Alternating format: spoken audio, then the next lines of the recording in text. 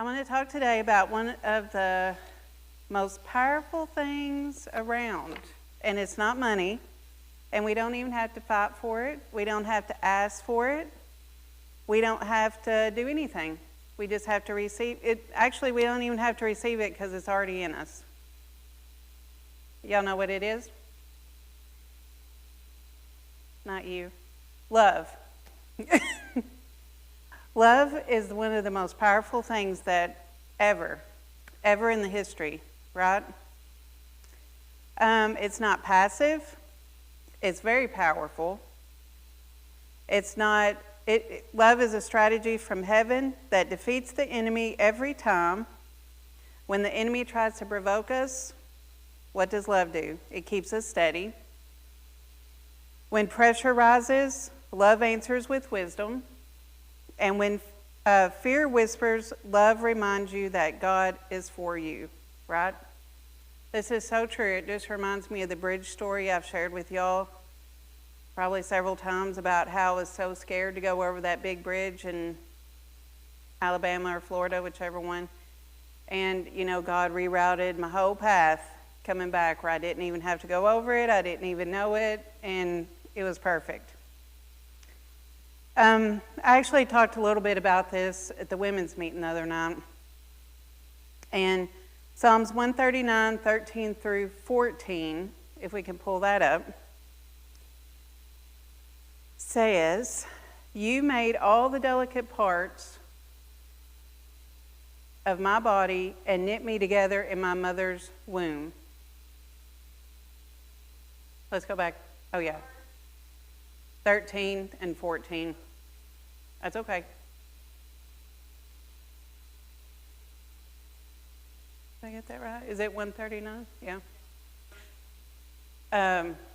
We'll do that one. I'm using the ESV, but that's fine. It says, "I will praise thee, for I am fearfully and wonderfully made. Marvelous and are thy works, and that my soul knoweth right well." 13 says, "For thou hast possessed my reins, thou hast covered me in my mother's womb."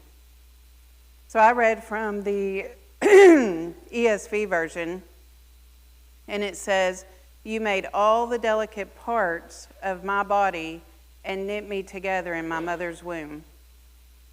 And so, God, before we were even born, was knitting us together in our mother's womb. All the delicateness, all the love, everything that we would need to survive as a human being, he was like knitting us together, right? And Mom the other night used an example, which was really good. So I got this from Elizabeth Walker. She was talking about how all you knitters, if you've ever knitted or crocheted, how you have to, it takes time, right? You can't just whop it out, you have to, if you do something big, you have to do a certain design and then you loop it together and come down, and you have to, if you add colors, then you change it, and it's really an intricate process of putting all that together, right? So God didn't say, "There's Tiffany, there's Mark, there's Albert, there's Brenda," like he took time and put us together and put everything uniquely about us. He loved us so much when we were in our mother's room. He put all that together. I mean, he said, "All right, Tiffany's going to have blonde hair when she was born, naturally blonde hair, when she was born with blue eyes, right? And Albert was going to have black hair, whatever he had when he was born, and,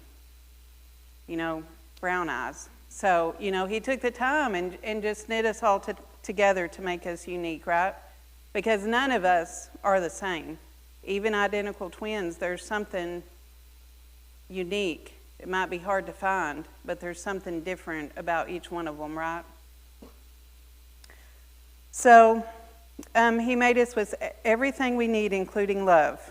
And it's a godly love that can move mountains. It can do the impossible in us. And 14, it states that you made me wonderfully complex.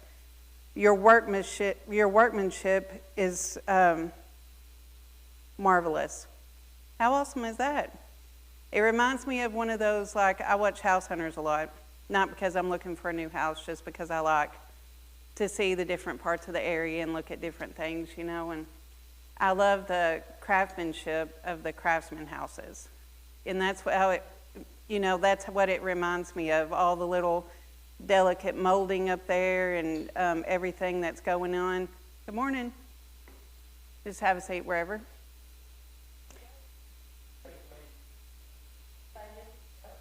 Hi, Joe. That's a beat.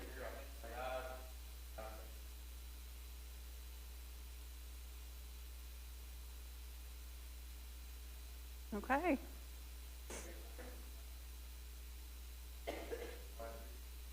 Well, we're talking about love this morning, so you came on a good one.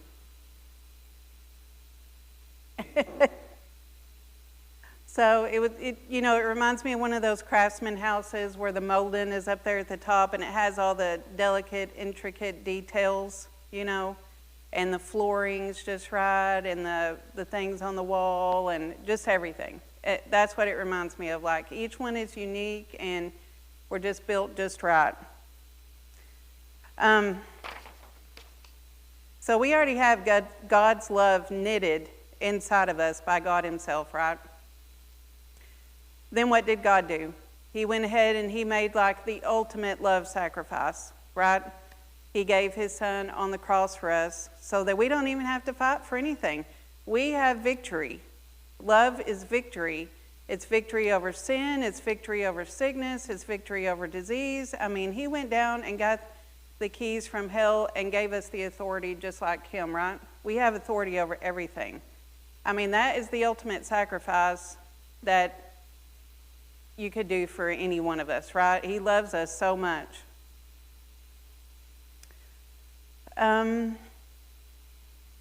So then when we are born again, right?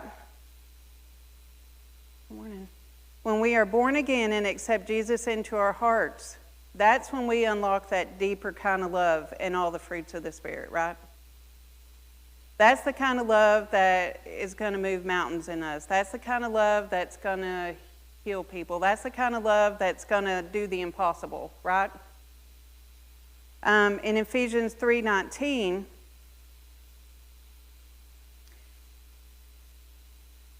sorry, I didn't give her scriptures up. I got to really get better at this. I just throw them out there, and I think she's going to be listening. It says, and to know the love of Christ, and this is, I'm reading from the ESV. Oh, and to know the love of Christ that surpasses knowledge, that you may be filled with all the fullness of God. Right?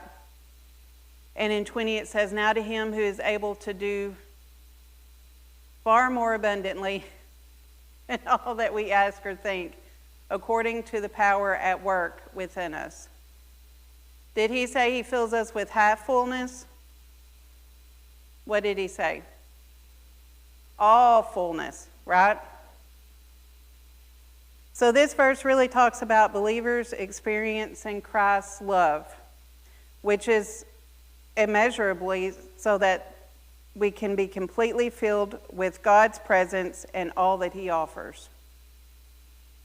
It represents a desire for a deeper relationship with God and a fuller spiritual life. To know the love of Christ is a vastness beyond human comprehension. I mean, we don't even know, really. It's a love that surpasses all other knowledge and can only be grasped with God's help, right? So if we want to unlock that fullness of God, that's when we do it. When we receive Jesus into our life, he lives inside our body, and that unlocks everything, right? All the love that he knit inside of us, all the wisdom, all the knowledge, the fullness. We just got to grasp onto it. We just got to receive it and know that it's already ours, right? When we receive Jesus, we already have that in our life. We already have that living inside of us. This is the ultimate goal of the prayer, meaning to be completely filled with God's Spirit, blessings, and prayer, allowing God to live in and work through us, right? We just got to be a living vessel. Yes, sir. Sure. Yes.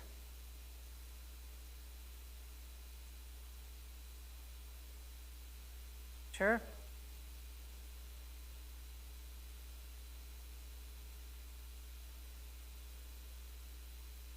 Yeah. Absolutely.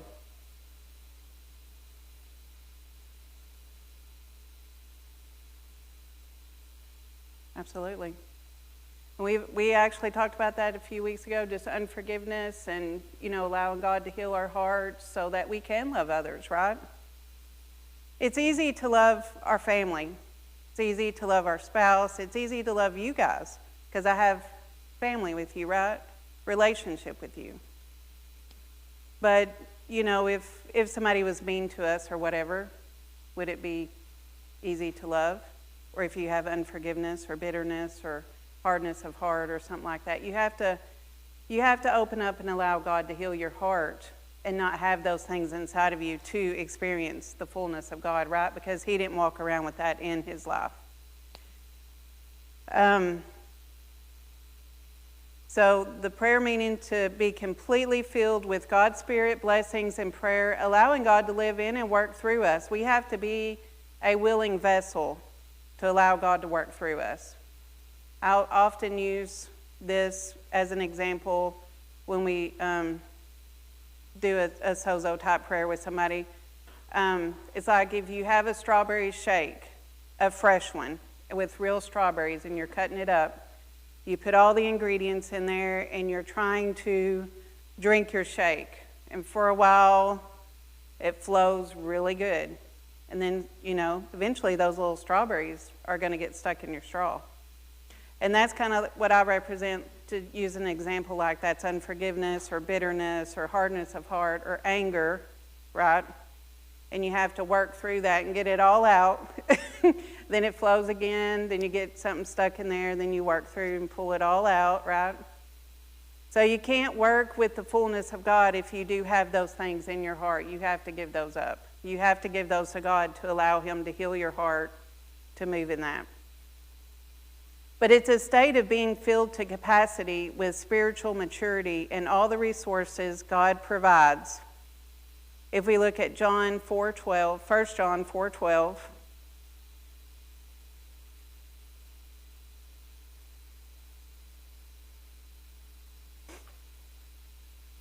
no one has ever seen God. If we love one another, God abides in us, and his love is perfected in us. By this we know that we abide in him and he in us, because he has given us his Spirit, right? When we receive him and accept him, he gives us his Spirit. He gives us his Spirit when we're born, when he knits all that stuff in us. But when we get born again, that's when we release the fullness of God. In 1 John, we already did 13. Go to 17, 1 John 4:17.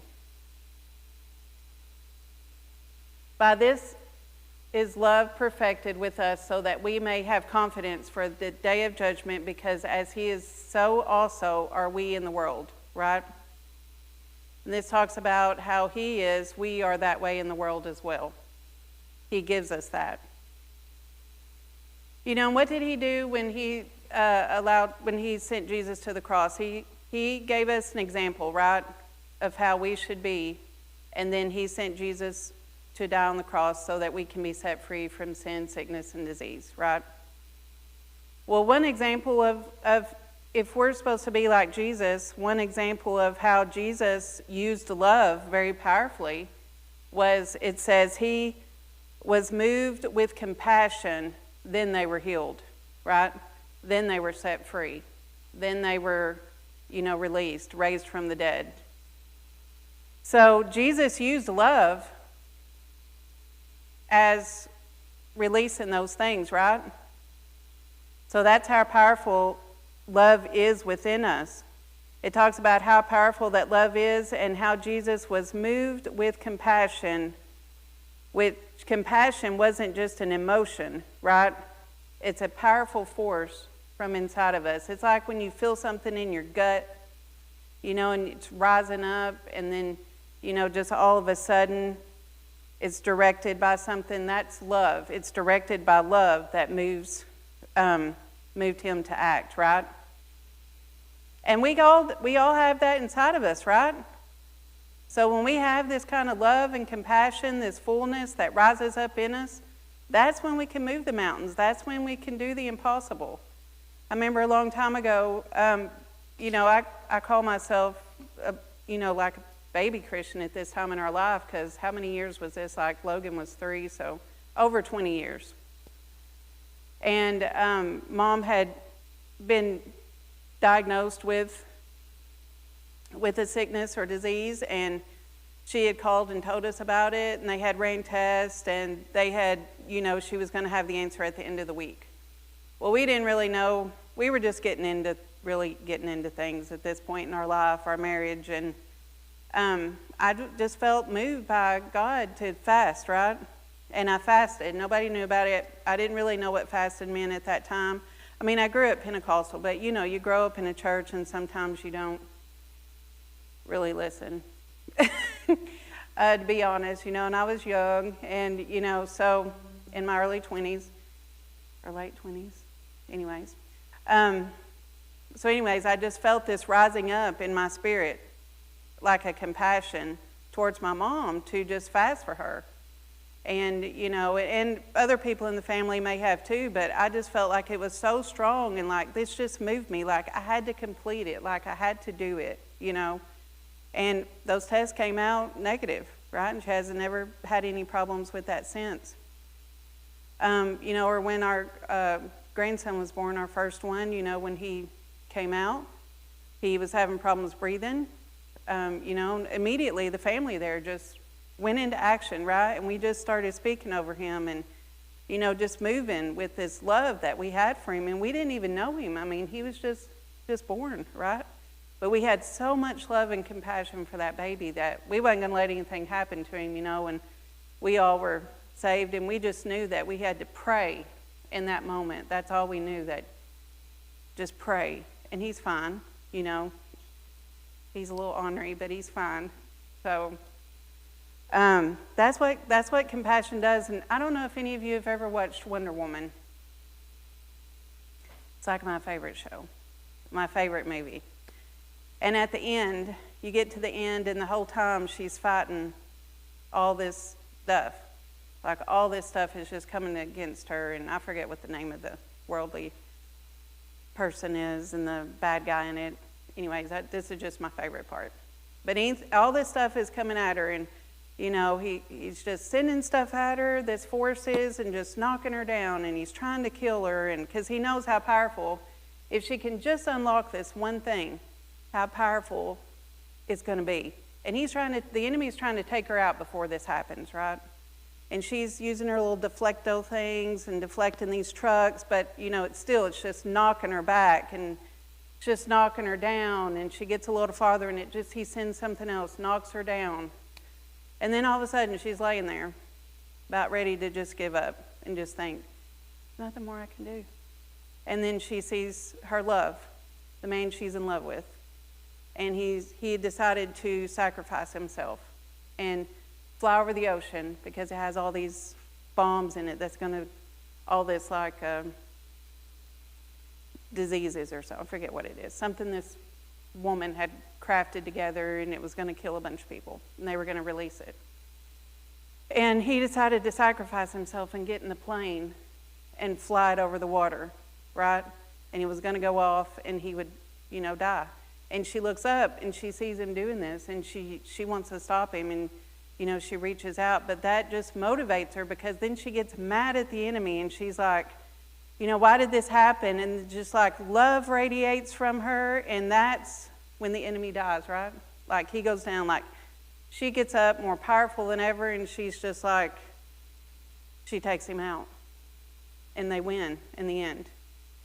Of course, this man had sacrificed. She doesn't get her love back, but she wins because she was moved with compassion and love, because she found that one thing the enemy didn't want her to find crafted inside of her, right? And unlocked because she was moved with compassion. And I just think that's the way we are. I mean, how true is that this Marvel movie could show us something like that how powerful we are in love and compassion when we release that.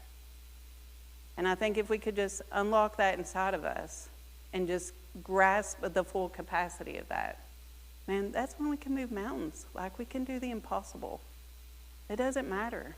You know, if we know that we have that created, knitted inside of us by our Father, the one who loves us so much, unconditionally, no matter what, we can just grasp that and release that. What can we do? You know, what can we do? I mean, sky's the limit. That's when we see the miracles move. That's when people's going to start being, you know, released and set free. And you know, like when you pray for somebody and you feel that compassion, right? Even if it's for a total stranger. You just feel that compassion. Like, my favorite thing is outreach. And I feel like that's when my compassion gets motivated, you know. It's like you see somebody, a total stranger on the streets, come up to you and you can just see them hurting. See them bound by the enemy. And you just want to see them set free, right? And we've seen tons of miracles in that moment. You know, and just healings and people being set free and people fixing to kill themselves and so bound with suicide and just set free from that kind of thing because it's motivated and moved by love for one another. So I think we just really have to grasp onto that. You know, and that's when Christ, when he walked up, he was so moved with compassion by the people that he didn't personally have a relationship with them, right? And some of them had said bad things about him. Some of them had, you know, not believed him until they started seeing miracles move, but he just had that compassion and he just healed them. He set them free, right? And there's tons of examples of this. If you guys go through, if you want to read about it, 1 John is full of a lot of them. Matthew 4:14, if we can pull that up, Marcy.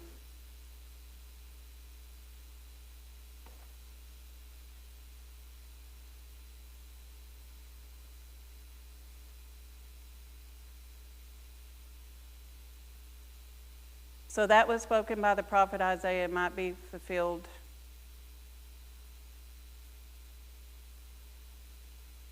Yeah, I think so. Well, let's go to Mark 1:41. I could have rewrote it. Made a mistake. 1:41.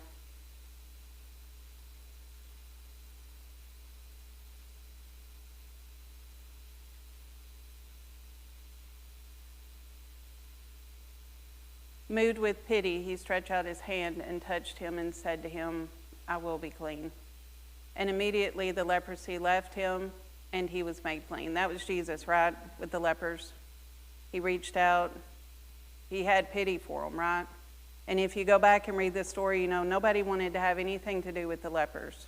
They were like just cast outside the city. You know, nobody touched them. Everybody stayed away from them.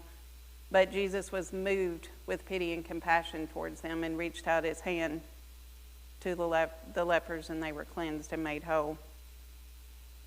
Another example is Matthew 9:36.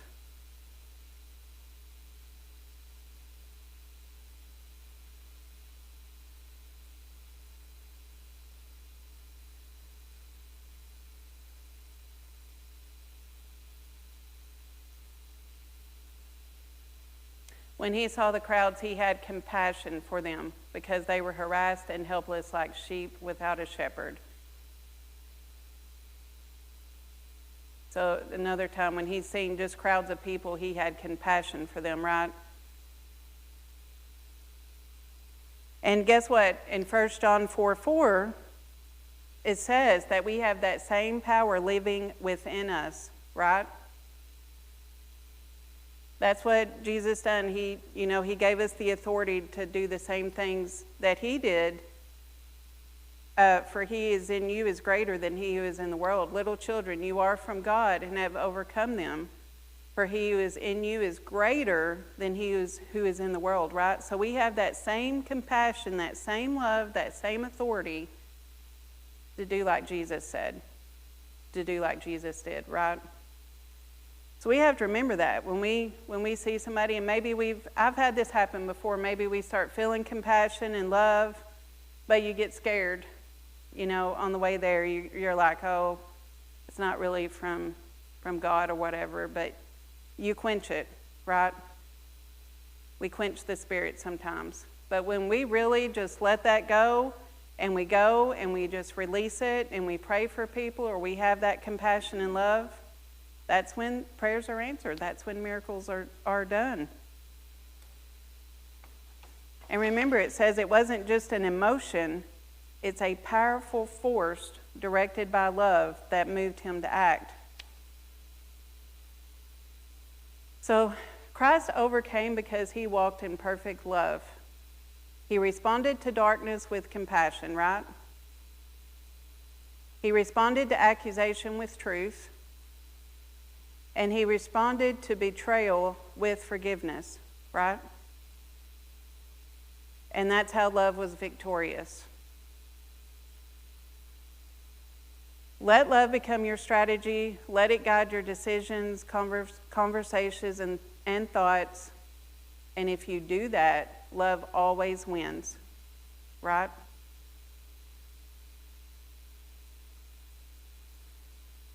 So, I know there is so much on love. I was afraid that I wouldn't have time to wrap everything up, but there is so much on love. If y'all just go home and study it for yourself and how powerful love is, take what you've learned today, take the scriptures, go home, learn more about it. Just read 1 John. I mean, it just has so much in there about the love of God, and it's the most powerful thing that we could ever have. And like I said, it's worth more than anything. I mean, and God already put that in there with us. All we have to do is unlock that full potential. If you're a believer and you have Jesus living inside of you, you have the fullness of God. You have the fullness. That's when you tap into all the resources. That's when you tap into that fullness of God. You already have it in you when you're born. He puts that potential in you, and then it's just unlocked. It's like, it's like we have this awesome car, and we're driving it, and we're just like, we fill it with a fourth of a tank. And we drive it so far, and then we fill it with another fourth of a tank. We're only filling ourselves with what we need at the time. We're tired, we're hungry, whatever. We're working on our emotions instead of untapping that full resource that God has for us, right? That's what we got to unlock. When we do that, we unlock all the wisdom, we unlock everything we need. Like, we're just living on partial capacity here. If we could really unlock what God has for us and everything He has for us, man, there'd be nothing that could stop us. If we believe that, there's nothing that could stop us. I mean, we ought to be going out and being the John G. Lakes and going to the hospitals and emptying the hospital rooms and going on the streets and praying for people and setting these people free that are bound and by the enemy and just suffering and bound by drugs and bound by alcohol and all this stuff. Man, we need to go out there and unlock that full potential in ourselves and release that. Our community, just our community. If you're like, oh, I don't want to go out of Marshall County. Okay, perfect. There's so many people hurting in our community. Go out there and start releasing that love. Go out there and start showing that love that God has knit inside of us. Tell them the truth. Tell them their full capacity. Invest in someone besides yourself. Show them a better way. Show them the truth. The truth will set them free, right? Some people don't know. Some people have been injured from church. Some people have been hurt by other people, and they don't know that God loves them. Some of them have had abusiveness in their life. They don't know they have a good Father who loves them unconditionally, no matter what they've done. Some of them don't know. And once you start planting those seeds and releasing that, and you start telling them, you know what? We have a good Father. And he loves us so much, and it doesn't matter what we do.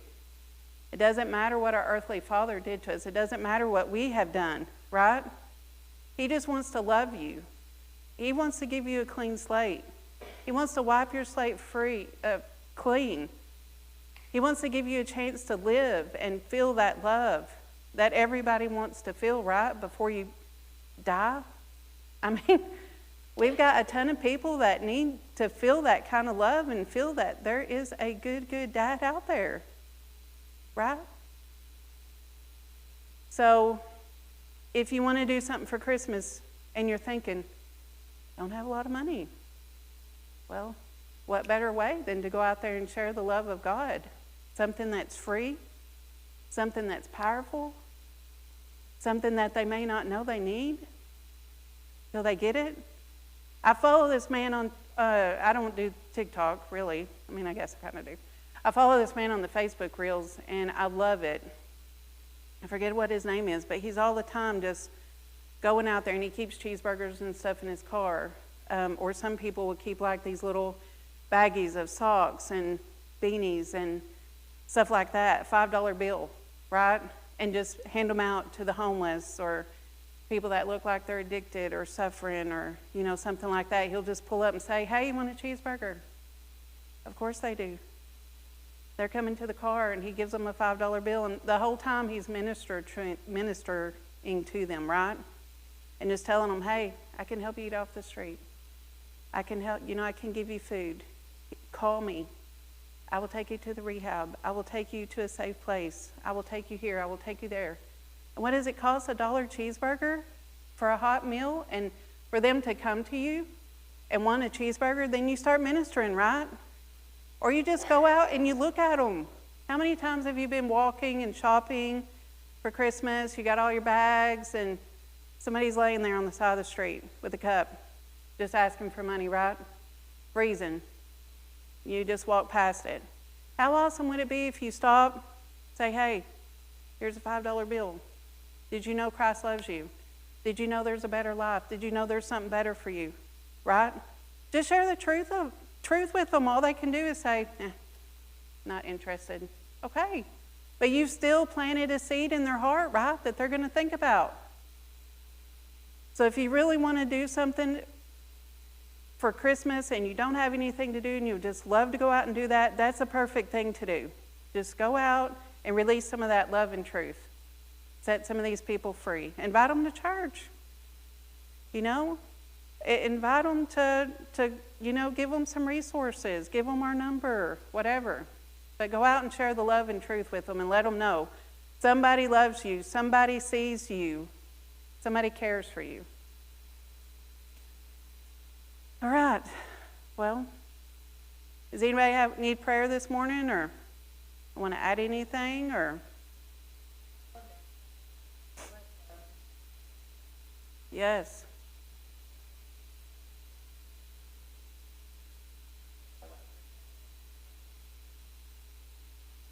Yeah, and what does Jesus do when you have enemies or somebody that's coming against you? What does he say to do? Love them. Love them. He doesn't say to act out in revenge. He doesn't say to hold on to unforgiveness. What does he say? Love them. Love is more powerful than anything we can ever give or show or tell someone about. And we have that fullness and that potential inside of us.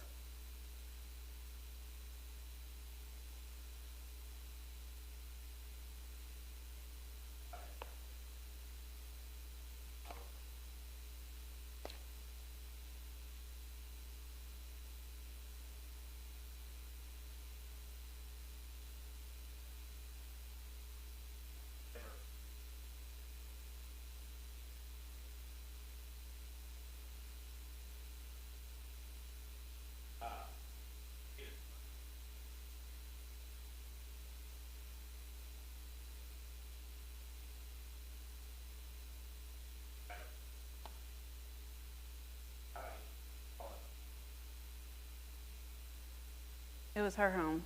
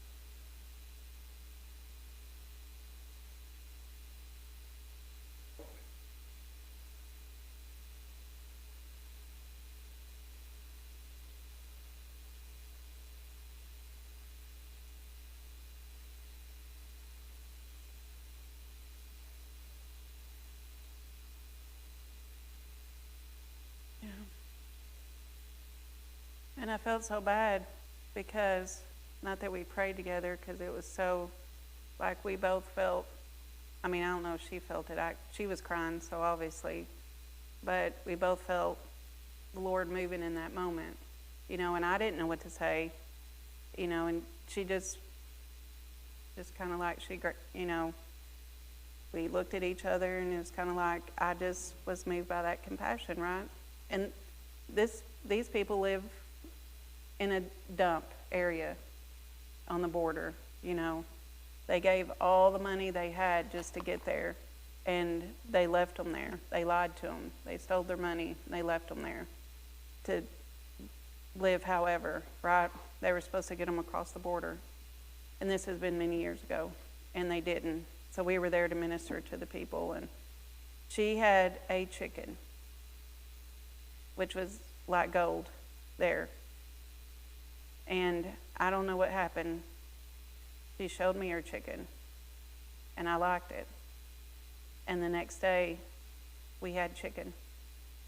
And she cooked her only chicken to feed us because she had been set free. And that was like huge. I just cried and cried. I couldn't even eat the chicken.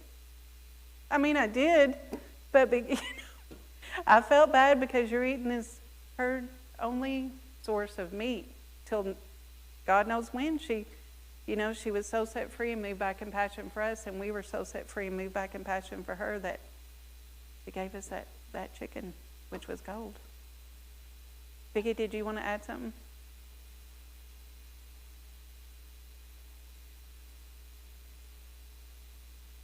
Yeah. And I didn't know what she was asking for in prayer, but, I just felt pray in the Spirit, right? Because God knew. God ministered to her, and he was ministering to me, and we both felt that compassion and love that he has inside of us, and he moved in different ways, And that lady was, whatever she was dealing with, like when I first seen her, just anguish and pain and sadness and heartbreak. I mean, you could just tell she was suffering. And after we prayed, relief and happiness and, joy and peace and, it was really awesome. But anyways. All right. Yes, Joe?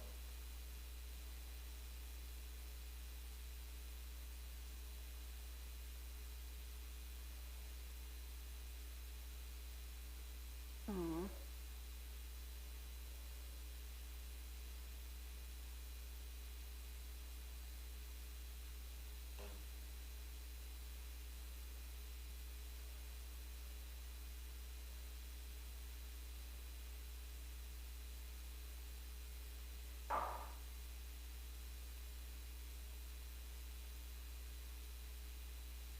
Yes. And your neighbor is not just the person that lives beside you, right? Your neighbor. Everybody.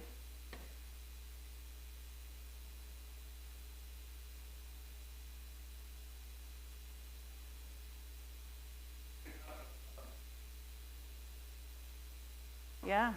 Thank you. All right. Well, I guess we'll wrap it up.